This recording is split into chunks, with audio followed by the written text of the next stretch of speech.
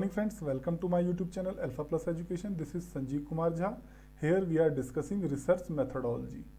This is video number 4 related to test development. A practical approach means we will discuss how to develop a test practically. Means we will take an example of students' institution satisfaction scale which was developed by Dr. Saurabh Ali and Dr. Sanjeev Kumar Jha. So let us start test development. Students' institution satisfaction scale. As I told you, the test developed by Professor Saurabh Ali and Dr. Sanjeev Kumar Jha. It is a 5-point Likert scale. Publishing year is 2013. This is ISBN number of the test, published by National Psychological Corporation. So let us see the journey of tool development. SISSAJ.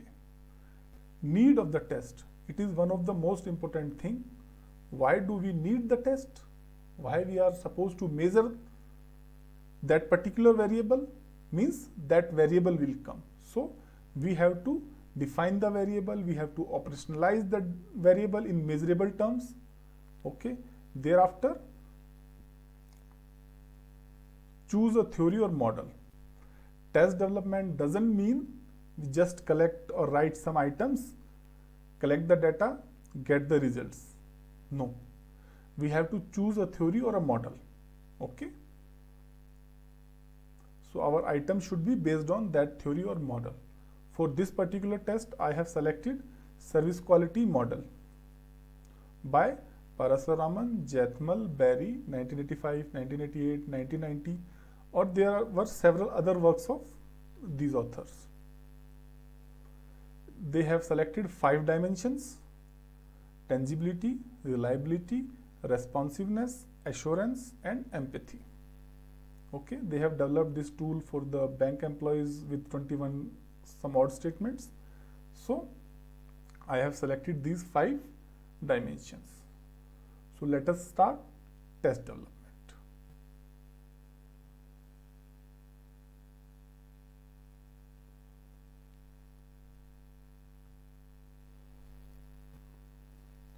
So first and foremost important thing is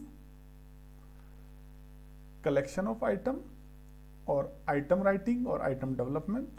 Item is statements which will be used in the test. Okay. So what are the characteristics of item? We will discuss in separate video. Here what we have done, that I will discuss with you.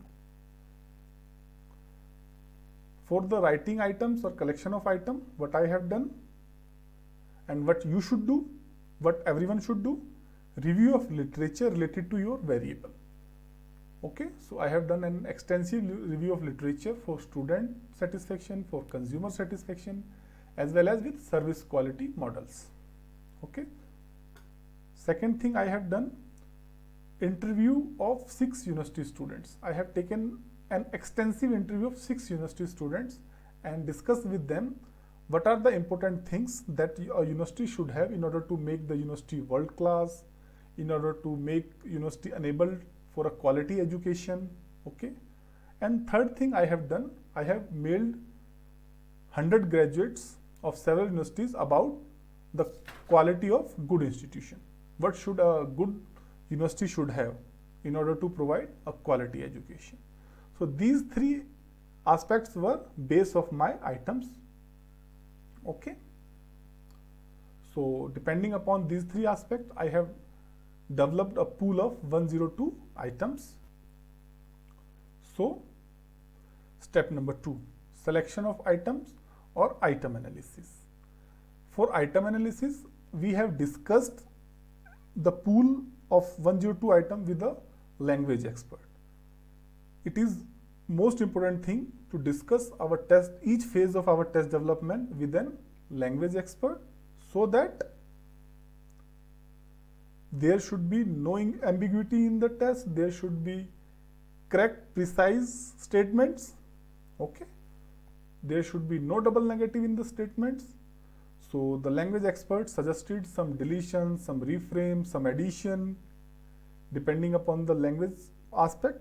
So 2 different items seeking same informations may be called as repeated item, so that items were deleted. Edited ambiguity, after that we have 79 items. Okay, that 79 items were unique and free from ambiguity. Okay, thereafter these 79 items were discussed with 6 subject experts in relation to judge the suitability and the correctness of the item in order to measure SISS. Okay, whether these items are measuring the desired variable correctly, effectively or not. So they were also requested to classify the items in 5 dimensions. Okay, after this step we had 47 items. So final test had 47 items. Here I have done this with the help of experts only, but one more thing should be done is item analysis statistically.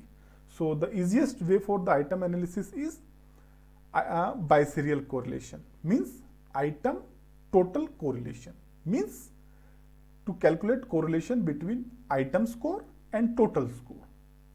Means if there is high correlation between item and total, means it is the item is contributing towards the measurement of desired variable. If there is negative correlation between item and total score, means it is negatively correlated, means that item should be deleted. So the item which has biserial correlation less than 0.2 should be deleted from the test. Okay, so this would have been another way of item analysis or another way of item reduction. Item total correlation, that is biserial correlation, and the biserial correlation less than 0.2 should be deleted from the test. Okay, so that should be done in the test, that I haven't done, but you should do. Now finalization of tool. Remaining 47 items were arranged in 5 dimensions on 5-point Likert scale as per suggestion of experts. Okay, these were the 5 dimensions: tangibility, reliability, responsiveness, assurance, empathy. 20 items in tangibility, 7 items in reliability, 7 items in responsiveness, 8 items in assurance, 5 items in empathy. So total 47 items. Scoring: strongly agree to strongly disagree, that is 5-point scaling. Okay, for strongly disagree 1 mark, for strongly agree 5 marks. So the minimum score will be 47 into 1 and the maximum score will be 47 into 5. Okay, now tool effectiveness. What is tool effectiveness? Validity and reliability collectively called as tool effectiveness.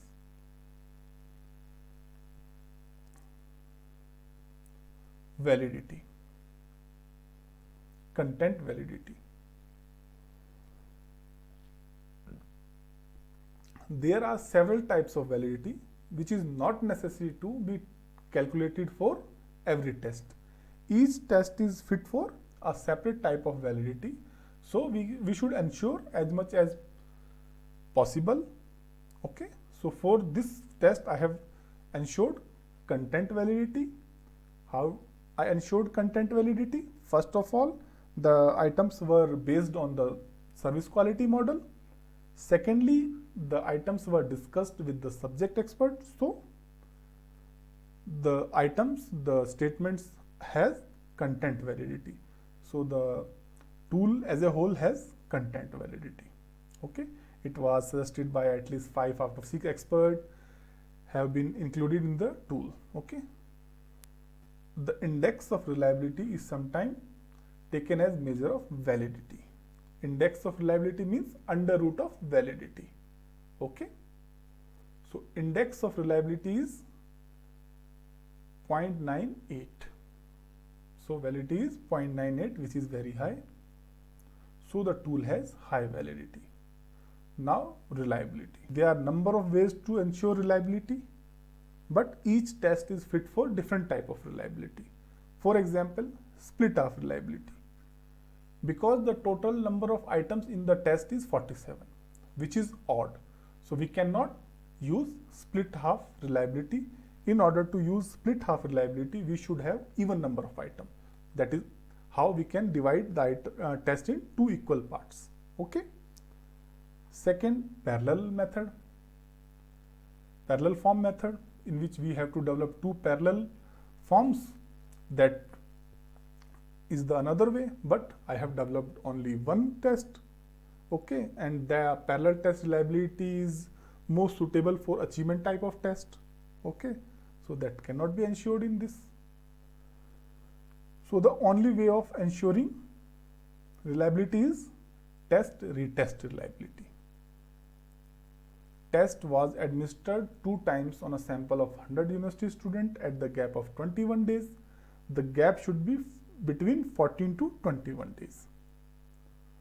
The correlation was calculated between 2 time scores, that is first time score and second time score, and it was found 0.964, which is significant at 0.01 level, means the test has high reliability. Now, descriptive statistic and norms. Descriptive statistic. Norms have been developed on a sample size of 400 students. Okay, there cannot be a standard size on which we should calculate the norms or we should calculate the other descriptive statistic. Okay, but as a thumb rule, what we can do, we can take number of item into 10. That is 47 item into 10, that is 470. So sample size can be 470 here. Okay, but it is 400 at that time, so it's okay.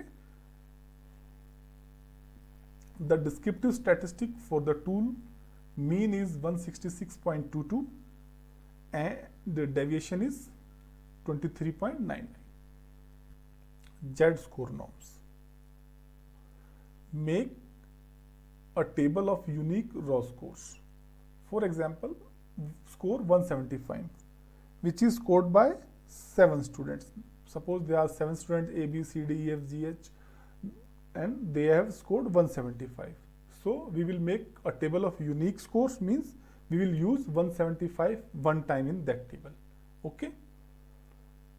Now we have to calculate Z score for each raw score. So how to calculate Z score for each raw score? That score, for example 175, minus average, that is 166.22, divided by standard deviation, that is 23.99. So Z score is to be calculated for each raw score. Okay. Now convert Z score of each raw score. Why we calculate Z score for each raw score?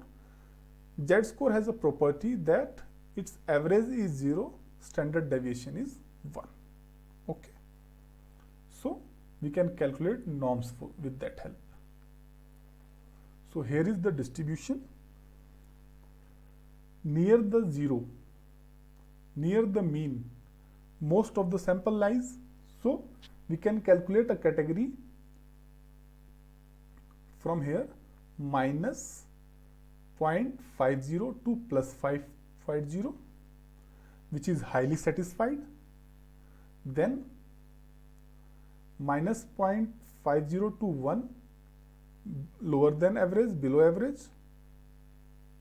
0.50 to 1, above average. 1 to 2, high. Minus 1 to 2, low, very high. In this way we can classify the categories. Okay, and this score is valid for every score, means whatever variable you are measuring, you just calculate the Z score for your sample, then this normal data is valid for your test, means you can prepare Z score every time.